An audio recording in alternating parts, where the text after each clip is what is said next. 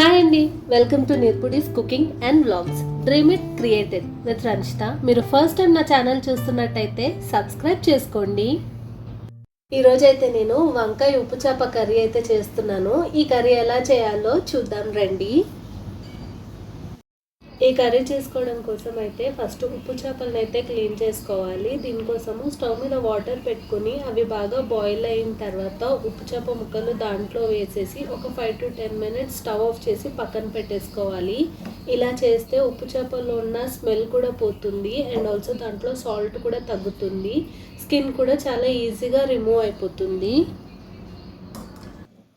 అవి తీసుకుని పక్కన పెట్టేసుకున్న తర్వాత అవి నానేలోపు ఇప్పుడైతే వంకాయలు అయితే కట్ చేసుకుందాము.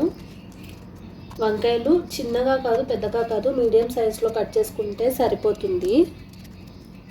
ఇక్కడైతే నేను తెల్ల వంకాయలు తీసుకున్నాను. నల్ల వంకాయలు అయితే అంత టేస్ట్ ఉండవు. ఇప్పుడైతే దీంట్లోకి ఒక టమాటో తీసుకుంటున్నాను. మీడియం సైజ్ టమాటో ఒకటి సరిపోతుంది అండ్ 4 గ్రీన్ చిల్లీస్ అయితే సరిపోతాయి. పచ్చిమిరపకాయలు ఒక 5 to 10 minutes అయిపోయిన తర్వాత ఫిష్ అయితే నీట్గా క్లీన్ చేసుకోవాలి. చూస్తున్నారు కదా. ఇప్పుడు స్టవ్ మీద ఒక పాన్ పెట్టుకొని దాంట్లో ఒక 2 tablespoons ఆఫ్ ఆయిల్ అయితే యాడ్ చేసుకోవాలి. ఆయిల్ హీట్ అయిన తర్వాత దాంట్లోకి మనం ఆల్రెడీ క్లీన్ చేసి పెట్టుకున్న ఉప్పు చేప ముక్కలు ఉన్నాయి కదా, అవి కూడా దాంట్లోకి వేసుకొని గోల్డెన్ బ్రౌన్ వచ్చేంత వరకు అయితే ఫ్రై చేసుకోవాలి. మరీ ఎక్కువ ఫ్రై చేసుకుంటే గట్టిగా అయిపోతుంది. కొద్దిగా ఫ్రై చేసుకోండి సరిపోతుంది. చూసారు కదా, ఈ కలర్లో ఫ్రై చేసుకుంటే సరిపోతుంది. ఇప్పుడు ఆ పీసెస్ని కొద్దిగా సైడ్కి పెట్టుకొని ఆ ఆయిల్లో కొద్దిగా జీలకర్ర కొద్దిగా ఆవాలు వేసుకొని ఫ్రై చేసుకోవాలి. అవి కొంచెం చిటపట అనిన తర్వాత దాంట్లోకి ఒక 1 tablespoon శనగపప్పు అయితే యాడ్ చేస్తున్నాను. శనగపప్పు కూడా గోల్డెన్ బ్రౌన్ వచ్చేంత వరకు లైట్గా రోస్ట్ చేసుకోవాలి. శనగపప్పు కూడా ఫ్రై అయిపోయిన తర్వాత ఇప్పుడు దీంట్లోకి ఒక 2 ఎండుమిరపకాయలు అయితే వేస్తున్నాను.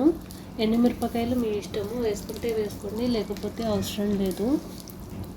ఇవన్నీ ఒకసారి ఫ్రై చేసుకున్న తర్వాత దాంట్లోకి కరివేపాకు కూడా యాడ్ చేసుకొని ఒకసారి మొత్తం అన్నీ కలిపి ఫ్రై చేసుకోవాలి.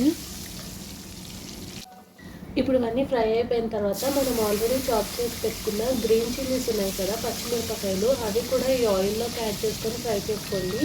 గ్రీన్ చిల్లీస్ ఫస్ట్ యాడ్ చేస్తే ఏమవుతుందంటే ఆయిల్లో గ్రీన్ చిల్లీస్ టేస్ట్ కూడా యాడ్ అయ్యి ఫ్లేవర్ చాలా బాగుంటుంది. ఇవన్నీ ఫ్రై అయిపోయిన తర్వాత ఇప్పుడు దీంట్లోకి అయితే మనం ఆల్రెడీ చాప్ చేసి పెట్టుకున్న వంకాయలు అయితే యాడ్ చేసేసుకోవాలి. వంకాయలు కట్ చేసుకునేటప్పుడు ఆ వాటర్లోకి కొద్దిగా సాల్ట్ కూడా వేసుకొని కట్ చేసుకోండి. అప్పుడైతే నల్లగా అవ్వకుండా ఉంటుంది. వంకాయలన్నీ యాడ్ చేసేసుకున్న తర్వాత ఇప్పుడు దీంట్లోకి 1 tablespoon పసుపు అయితే యాడ్ చేసుకుంటున్నాను. అలాగే ఒక 1 tablespoon సాల్ట్ కూడా యాడ్ చేసుకోవాలి. సాల్ట్ చూసి యాడ్ చేసుకోండి. ఉప్పు చేపల్లో ఆల్రెడీ కొద్దిగా ఉప్పు ఉంటుంది. మనము హాట్ వాటర్లో వేసినా సరే లైట్గా ఉప్పు అయితే ఉంటుంది. దానికోసమని కొద్దిగా తక్కువ యాడ్ చేసుకోండి. సరిపోతే మళ్ళీ యాడ్ చేసుకోవచ్చు. ఇప్పుడు ఇవన్నీ ఒకసారి మొత్తం బాగా మిక్స్ అయ్యేలాగా కలిపేసుకోవాలి. అన్నీ ఒకసారి కలుపుకున్న తర్వాత మూత పెట్టి లో ఫ్లేమ్లో ఒక 10 to 15 minutes అయితే వదిలేయాలి. ఒక 10-15 minutes అయిన తర్వాత మూత తీసుకొని ఒకసారి కలుపుకొని వంకాయలు లైట్గా సాఫ్ట్ అయిన తర్వాత ఇప్పుడు దీంట్లోకి చాప్ చేసి పెట్టుకున్న టమాటో ఉంది కదా, ఆ టమాటో కూడా యాడ్ చేసుకొని కలుపుకొని మళ్ళీ ఒకసారి మూత పెట్టుకొని ఇంకొక 5 minutes అయితే దాన్ని బాగా ఉడకనివ్వాలి. టమాటోస్ కూడా సాఫ్ట్ అయ్యేంత వరకు ఉంచేయండి. సో చూసారు కదా, ఇప్పుడైతే టమాటోస్ కూడా కొద్దిగా సాఫ్ట్ అయిపోయినాయి. ఇప్పుడు దీంట్లోకి ఒక 1.5 tablespoons ఆఫ్ కారం అయితే యాడ్ చేసుకుంటున్నాను.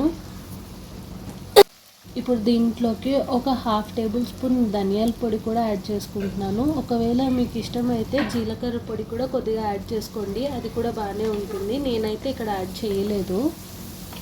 ఒకసారి మొత్తం అంతా కలిసేలాగా బాగా మిక్స్ చేసుకోవాలి. ఒకసారి మిక్స్ చేసుకున్న తర్వాత మళ్ళీ లో ఫ్లేమ్లో పెట్టి మూత పెట్టేసుకొని దాంట్లో వేసిన కారము ధనియాల పొడి మొత్తము ఉడికేంత వరకు అయితే ఉంచుకోవాలి. ఇప్పుడైతే మొత్తం పీసెస్ అన్నీ కూడా చాలా సాఫ్ట్గా అయిపోయాయి. ఎక్కువ కలపకండి లేదంటే పేస్ట్ లాగా అయిపోతుంది. ఇప్పుడు దీంట్లోకి ఒక 1/2 glass ఆఫ్ వాటర్ అయితే యాడ్ చేసుకుంటున్నాను నేను. వంకాయ ముక్కలు కొద్దిగా మునిగేంత వరకు యాడ్ చేసుకుంటే సరిపోతుంది. వాటర్ కూడా యాడ్ చేసుకున్న తర్వాత ఒకసారి బాగా కలిపేసి మూత పెట్టుకొని వాటర్ మొత్తం ఇంకిపోయి కర్రీ మొత్తము దగ్గర పడేంత వరకు అయితే మీడియం ఫ్లేమ్లో పెట్టుకొని బాగా ఉడకనివ్వండి. టైంలో అయితే మూత తీసుకుని ఒకసారి బాగా కలుపుకొని దీంట్లో ఉప్పు సరిపోయిందా లేదా అయితే చూడండి. ఎందుకంటే వాటర్ వేసి బాయిల్ చేస్తున్నాం కదా, ఉప్పు చేపల్లో ఉన్న ఉప్పు కూడా కొద్దిగా బయటికి వస్తుంది. ఇప్పుడు మనకి ఉప్పు సరిపోయిందా లేదా కరెక్ట్గా తెలుస్తుంది. ఒకవేళ ఉప్పు సరిపోకపోతే ఉప్పు యాడ్ చేసుకోండి కొద్దిగా, ఎందుకంటే మనం స్టార్టింగ్లో చాలా కొద్దిగానే వేసాం కదా. ఇప్పుడైతే ఉప్పు కారం అంతా కరెక్ట్గా సరిపోయిన తర్వాత దీన్ని మూత పెట్టేసి ఇంకొక 5 to 10 minutes అలానే వదిలేయండి. కర్రీ మొత్తం దగ్గర పడిపోతుంది. ఈ టైంలో కొద్దిగా కొత్తిమీర యాడ్ చేసి కలిపేసుకొని స్టవ్ ఆఫ్ చేసేయడమే. చూసారు కదా, కర్రీ ఈ కన్సిస్టెన్సీలోకి వస్తే సరిపోతుంది.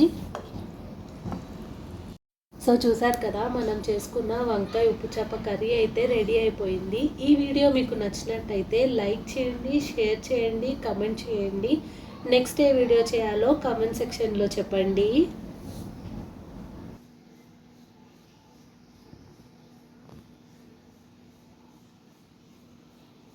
Thank you for watching. Do subscribe for more videos.